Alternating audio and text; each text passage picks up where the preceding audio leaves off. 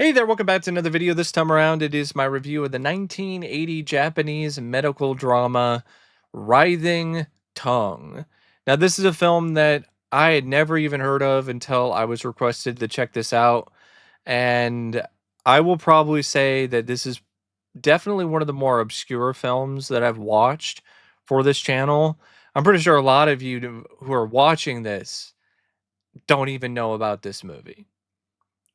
And it's a film that I have to admit, when I read about the plot and I saw what it was about, and I saw that people were saying that it's like the Spinal Tap scene in The Exorcist, but for the entire movie.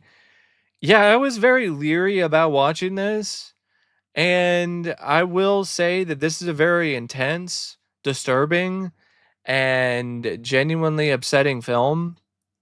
But it's also a very uplifting film in a lot of ways.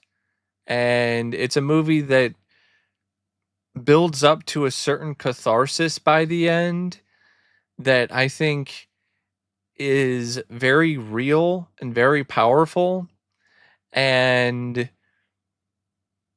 it's a movie that by the end of it, once I was able to survive the whole ordeal, it was genuinely worthwhile in the end, because of this really strong appreciation that I had for life by the end of the film. In fact, it's one of the best films that I've seen that really makes that quite clear about how precious life is. And that's what makes a lot of the intense, a lot of the disturbing imagery something that I can deal with. That being said, this is definitely not a film for the faint of heart, and it's not a film for the squeamish, and it's not a movie that I would recommend to everybody. Now, before I get around to sharing more of my thoughts on this movie, I would like to give a special shout out to Ryan for requesting this review. And if there is another film, TV show, or topic that you would like to see me discuss in the future, feel free to donate to either my PayPal, my Patreon, or my Cash App. The links to all three are in the video description down below, and I will try to get to your requests as soon as I possibly can. Now, Writhing Tongue is directed by Yoshitaro Nomura. The direction by Nomura is fantastic. This is a film that is very in your face. It's very blunt. It's very raw and very real. And the direction is a major part of that. It has a lot of very tight up close shots that get very in your face and get very personal. It's a film that, with the direction and the visual style, it enhances a certain sense of dread, a certain atmosphere, a certain mood, certain amount of fear, hopelessness, with the tight up close shots, and just a very claustrophobic and isolating camera work. But it has its moments where the camera work and the framing is more open and not quite as rigid when it comes to some dream sequences or scenes that are supposed to be more idyllic in nature.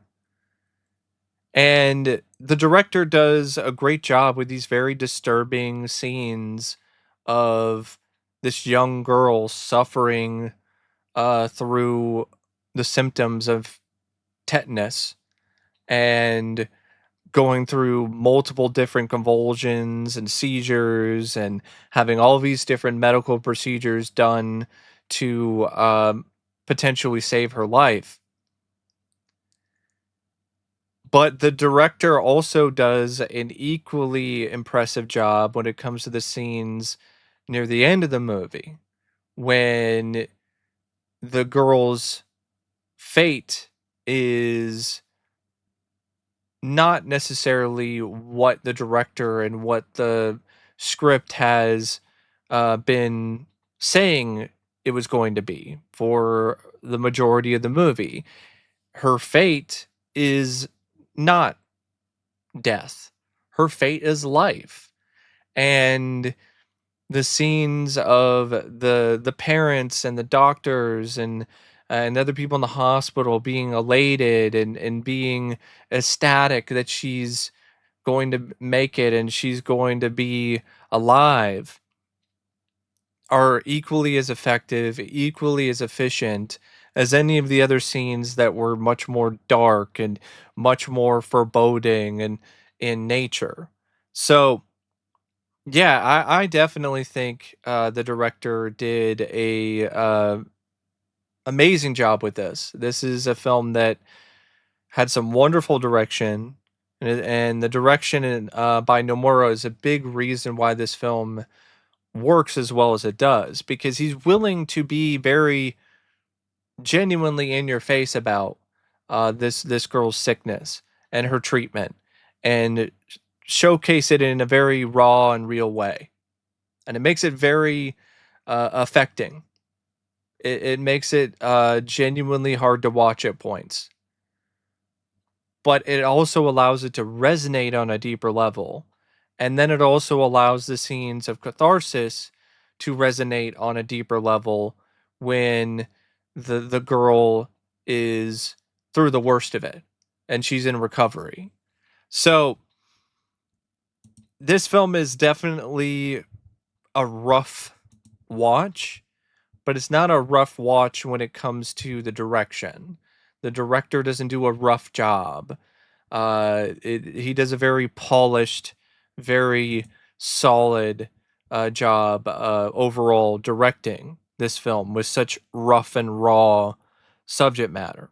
The film is written by Masato Ide, and I'm not entirely sure whether or not he himself experienced the ordeal of having to witness his child go through such a trauma, uh, as well as himself in relation to treatment for tetanus, or it was just something that he read about or he heard about from somebody.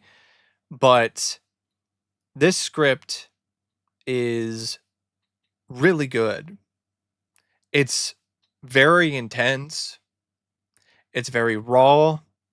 It's very real.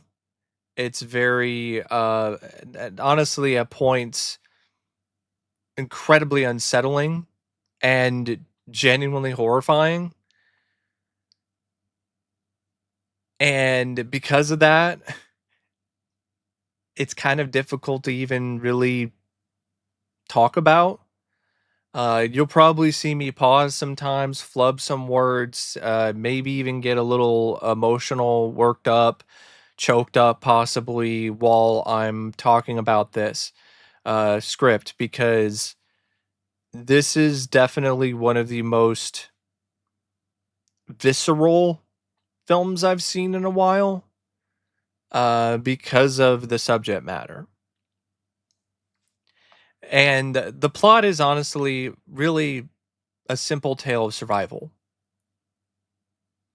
It's about a young girl named Masako, her parents, Akira and Kuni, and a doctor named Nose, who is treating Masako, as well as other people in the hospital, and how everyone combined is dealing with and ultimately survives a very harrowing and very horrific ordeal involving uh, tetanus. I knew tetanus was bad, but I didn't know it was actually something that was genuinely this horrific when it comes to the symptoms and the treatment for it. And this definitely opened my eyes to a very harsh and very just shocking reality in terms of how people used to treat patients back in the day, the options that people had for treatment, and honestly, how the options probably are still fairly similar even now, after all these years, because of just the severity of the symptoms and just how difficult it is to treat patients with such intense symptoms like convulsions and other complications. But like I said, it really is at its core a simple tale of survival about this girl Masako and whether or not she's going to live, whether or not uh, she is going to get through the treatment, which is something that provides its own level of pain and its own level of risk, and keep on breathing and live. And also whether or not her parents are going to be able to survive the trauma and the stress that they're going through, having to watch their child suffer for weeks in the hospital. This is not something that is very sugar coated. This is not a story or a script that is really Hollywood. It's raw, it's real, and it's just a very intense and genuinely difficult and horrifying and horrible series of ordeals with this young girl just clinging on to life. What when she is dealing with the throes of tetanus, and the way that the writer Ide, the way that he writes all of this, it legitimately is like it's a horror film. And I think that was the right approach because it really is. It is a horror film for people who are right in the middle of it, who are experiencing it. It's a horror film for the little girl. She might as well be possessed by a demon. I mean, that's that's what it probably feels like. And it's horrifying for the parents and even for the physicians and the doctors who are treating the girl. And if you're in the thick of it, you have this overwhelming sense of dread that just permeates and follows you everywhere. The longer it goes on, the longer you see your child suffer, the longer you see uh, uh, the convulsions and this see her biting her tongue so hard she's bleeding from the mouth, seeing the doctors having to do all these different procedures to keep her alive, to keep her breathing, to uh, see the doctors have to do things like put in a device to pry her mouth open manually because she's biting down so hard, to actually see the doctors remove some of her teeth because her teeth are hurting her, and it's making it harder for them to open her mouth so they can put something in her mouth and down her throat so that she can breathe.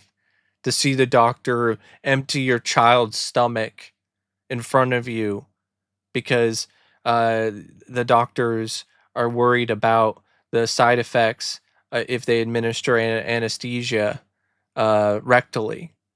So they have to pump her stomach in front of you and then administer the anesthesia rectally. So then she can actually rest because she's going through so many convulsions.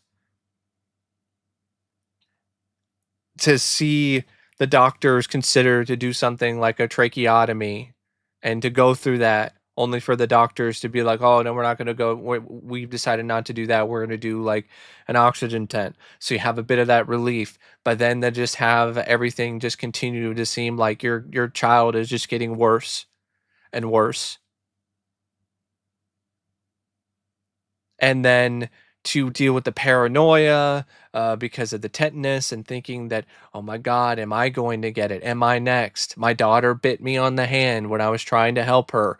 Am I next? To have to deal with the sleepless nights, the nightmares, the effect that it's having on your relationship with your wife, seeing it fall apart at the seams because both of you are tired and exhausted and don't even know if you want to really carry on anymore. To get to the point where even you are even telling the doctors, just end it, please. I know it's inevitable. She's not going to make it. She's going to die. Just do it so I don't have to suffer anymore. She doesn't have to suffer anymore. To get so desperate to the point where you're willing to do it yourself. And then you have to be restrained by your own husband because he was the only thing that was stopping you from killing your own child.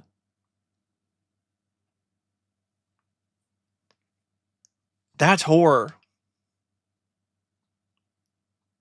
To watch your child die, flatline in front of your eyes, and then experience that trauma, experience that hurt, but then to see your child be brought back to life. And then after more suffering, after more emotional trauma, you get relief, you get catharsis when your child manages to get better, when your child pushes through the worst, when your child, thanks to the treatment and the hard work by the physicians and the doctors who did not give up on your child, it pays off and your child is well again. That is something that I wouldn't really wish upon anybody, mainly because of just the sheer amount of trauma that's associated with that to get to that point of catharsis. But that catharsis has to be something that is on another level because you lost somebody, you were feeling hopeless, you were feeling like everything was dark, you were feeling like there was no way out. You were even starting to think that maybe you were going to be next. Then to see the sun again, to see your child recover or your loved one recover and pull through. It's the kind of shit that is tough to stomach, tough to deal with. But when you go through it, you go through that hell and you come out on the other side, the appreciation and respect that you have for your life and for your loved ones is immense.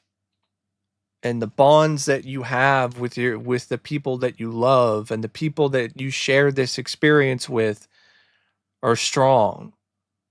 And in a lot of cases stronger than ever. But man, is it tough. Man, is it hard.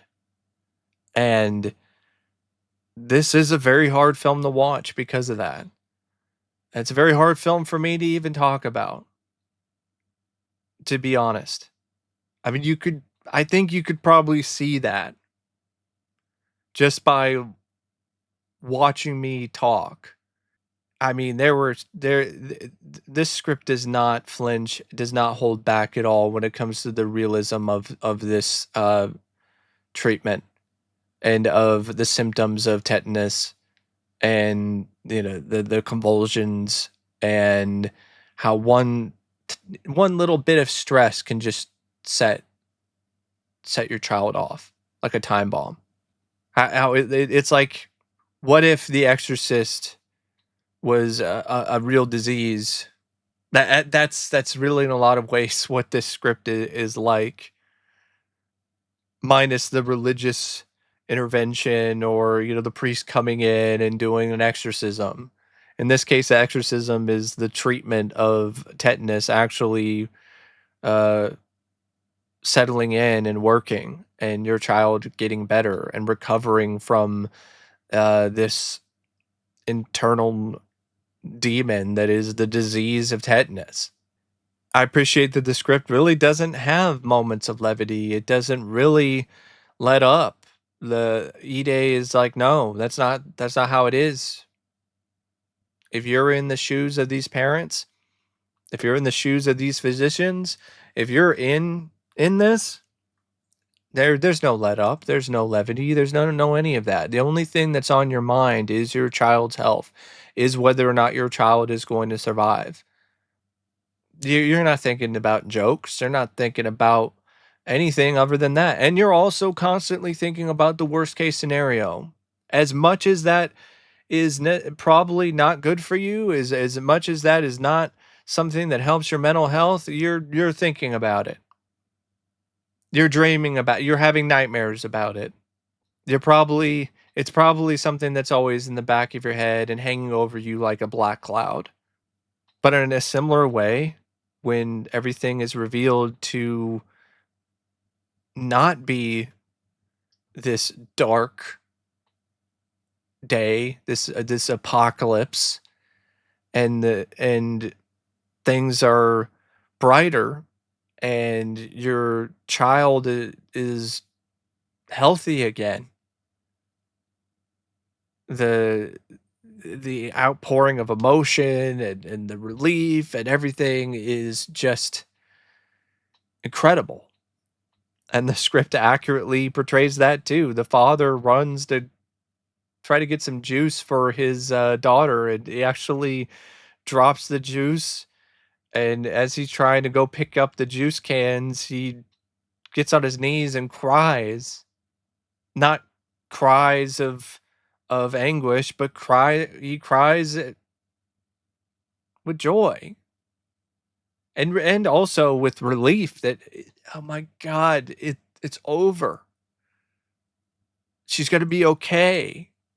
And I'm gonna be okay, and my wife's gonna be okay, and we're gonna be fine. We're gonna make it through. The worst is over. Yeah, I mean, I would say that that definitely makes this story and the script something that isn't the most complex thing, but it doesn't need to be. I will admit that pacing wise, the story, maybe there isn't enough there for 2 hours of content. But at the same time, I really don't know what it could have cut, what Ide could have cut out in terms of the story, because I think in order to really grasp the gravity of it and to really allow this story and the script and this film to resonate on the deepest possible level, it needed to show everything. It needed to show how long and grueling this ordeal is for everybody involved.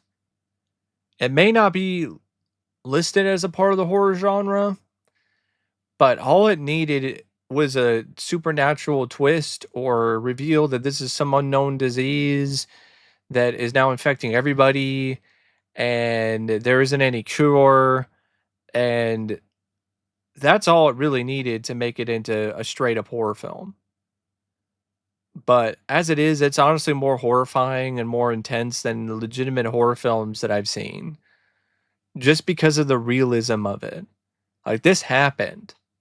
This is based on real events, real treatments, real recollections from people who have gone through this, who have watched their child go through this. And it really affected a lot of people in Japan when it came out. It had like an exorcist type of reaction, apparently. People were uh, fainting, people were vomiting, people were running out of the theater, people were very uh, um, genuinely affected by it on a deep level. And I could definitely see why. There were scenes in this where I had to look away, where I wanted to cover my eyes. And I've seen a lot of fucked up shit. But because of just how raw and real it is, and it's dealing with a real disease and real treatments, that just made it all the more visceral. Now, the cast, I mean, they were also amazing and incredible. Tsunehiko Watase is Akira. Yukiyo Toake is Kuni. The parents. I mean, the two of them were just unbelievable, really. The different nuances, the different things that they brought out of their performance throughout the film. It was very emotional. It was very intense in its own way.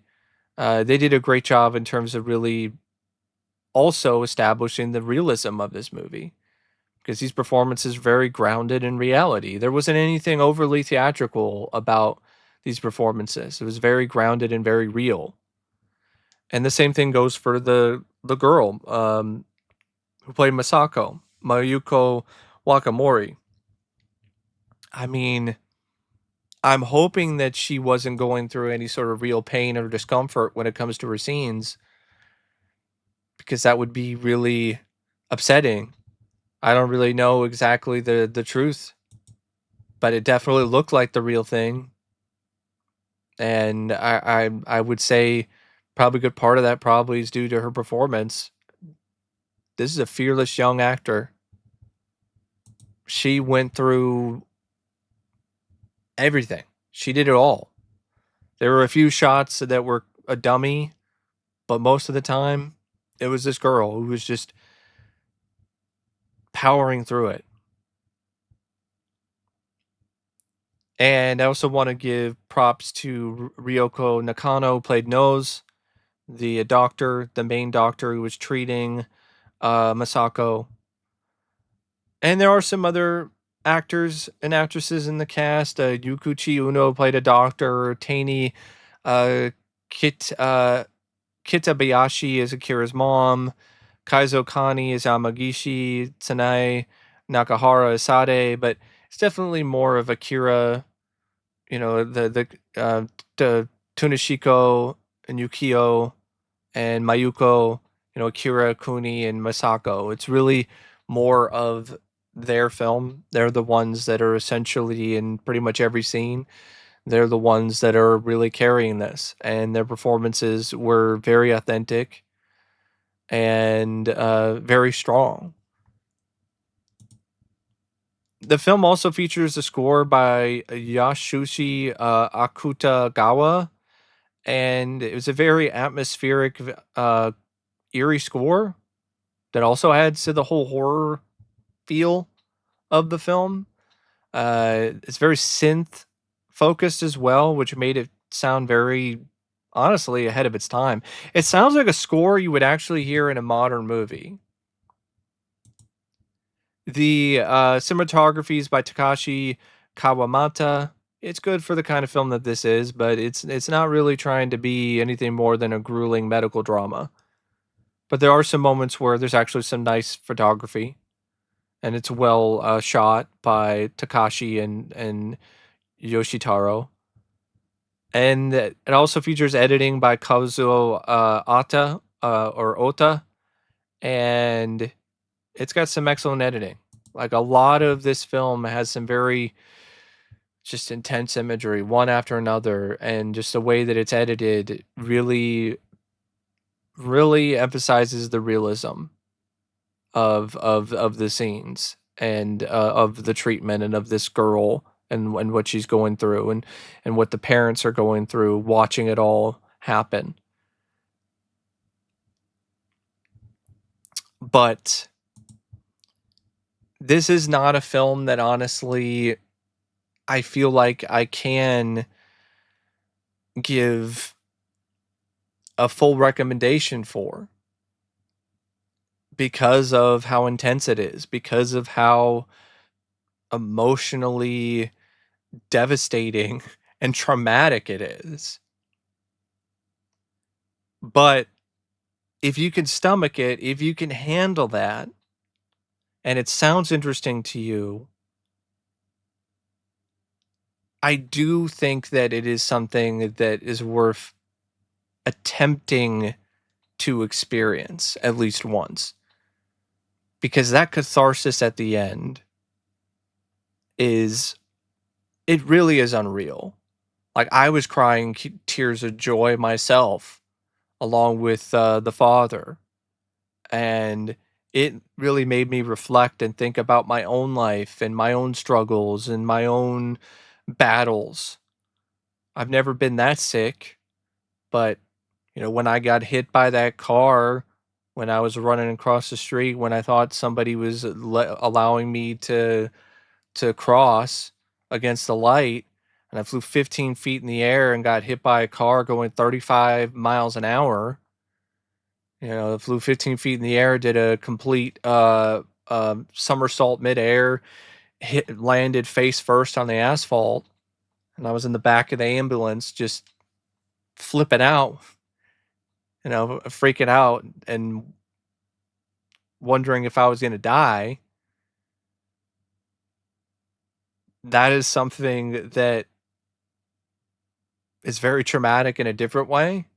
And it's something that I definitely look back to, not all the time, but it's something that I definitely do realize is a very important and vital part of my journey and part of my life, because it definitely is something that was an eye opener, and it was definitely something that made me appreciate life even more. And I think the ordeal and the experience of this film, it taps into that.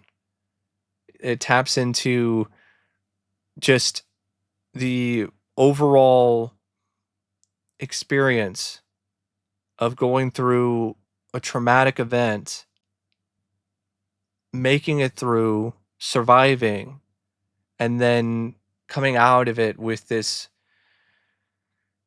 newfound appreciation for life in general. And I think that is as emotionally resonant as anything can possibly get, especially a film. But man, is it rough. Man, is it hard to sit through. But that is my thoughts on Writhing Tongue. And as always, thanks for watching, and I'll see you later. See ya.